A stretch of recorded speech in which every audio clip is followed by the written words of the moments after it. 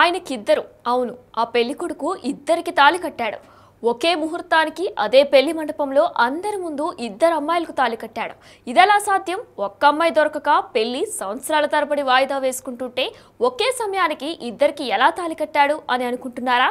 ఈ పెళ్లి జరిగింది అనుకోకుండా తప్పని పరిస్థితుల్లో ఘర్షణ వాతావరణంలో కూడా కాదు. అంతా ప్లాన్డ్, అందరికీ తెలిసేలా. పెళ్లి కార్డులలో కూడా ముగ్గురు పేర్లున్నాయి. పెద్ద సంఖ్యలో వచ్చిన అతిథుల సమక్షంలో ఒకే సమయానికి ఇద్దరు అమ్మాయిలు పెళ్లి చేసుకున్నాడు. ఆ కథేంటో బిగ్ టీవీ స్టోరీలో తెలుసుకుందాం. కుమరం భీం ఆసిఫాబాద్ జిల్లాలోని లింగాపూర్ మండలం గుమ్నూర్ గ్రామంలో జరిగిన ఈ పెళ్లి ఇప్పుడు చర్చనీయాంశంగా మారింది. పెళ్లి ఫోటోలు, శుభలేఖ సోషల్ మీడియాలో వైరల్ అవుతున్నాయి.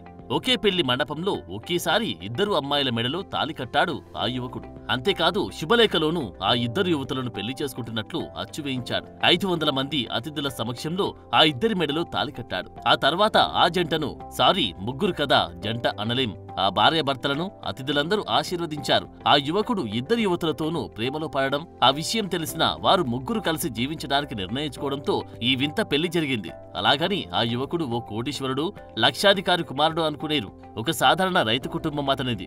మరి మీరేమనుకుంటున్నారు? కామెంట్ రూపంలో తెలపండి.